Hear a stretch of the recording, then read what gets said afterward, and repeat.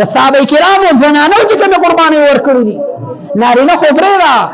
د صحابه کرامو زنانو چې کوم قرباني ورکړي دي هغې ته په دواړو لاسو باندې سلام. داسې قرباني حضرت اسماء بنت عبیس رضی الله تعالی عنہ کرا نبی کریم صلی الله علیه وسلم راغی د دې درې بچو عبد الله او محمد درې بچی دي نبی کریم صلی الله علیه وسلم د جهاد نه را واپس شو د دې کرا راغی دې چې کله نبی علیہ الصلوۃ والسلام ولیدو تاسو ته وګورئ د الله پاک رسوله زما د خاون سال شو زما خاون پته ونه لګي جهاد نه واپس را نه دی. نبی کریم صلی الله علیه وسلم خاموش دی دې بچو سره لبي کوي یو سره لبي کوي بل سره لبي کوي شفقت کوي چې دا خبره ماته نه کوي دې سو پیری د الله رسوله زما د خاون سال وشو زما خاون څه شورانه دی. نبی علیہ الصلوۃ والسلام ورته سو پیرونه بعد وی ستا خاون هغه شهید شوی دی صبر کوا فخرت اسماء مغشيا عليها دا پزمک باندې بهوش را پرې وتله او بهوش شو. دا صحابه قرباني وي د صحابياتو قرباني وي د دین لپاره. بیا چې کله نبی علیہ الصلوۃ والسلام مدینه منورې ته راغی د ټولو نه مخکې د اسماء بنت عمیس رضی الله تعالی عنها کور ته ولاړو د هغې د بچو سره به مینه کوله پیار به یې کو شفقت به یې کو محبت به یې کو.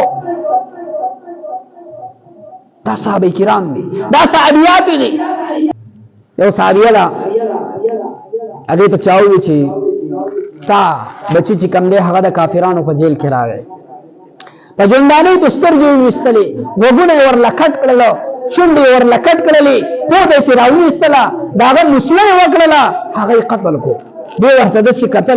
کتل چې کله هغه خاموشه شو دی ورته وی ما خپلو بچو ته د دې ورځې لپاره پی ورکړو چې هغه به د دین لپاره قربانېږي هغه به خپله وینه ورکوي هغه د خپل ځان نذرانه د خپل ځان قرباني به د دین لپاره ورکوي ما خپلو بچو ته د دې ورځې لپاره پی ورکړي و داسې دا د صحابه مینه ده د صحابه قرباني ده. یو جنګ په موقع باندې یو صحابیه ده خپل بچي د ځان سره راوستل کېنول خپل مخې ته د شپې ورته ترغیب ورکوي بچو د دنیا په زندګۍ باندې به نه نازېږئ که د آخرت کور ځان نه جوړول غواړئ نو سبا چې میدان ته وځئ په داسې جذبې سره وجنګېږئ چې د کافرانو په منځ کې ورننوځئ او د هغوی داسې کوتره کوي چې ستاسو یو نوم پاتې شي داسې وجنګېږئ د هغوی سره د شپې ناوخته پورې خپلو بچو ته دا ترغیب ورکوي. ګورې د دنیا په زندګۍ به نازېږئ نه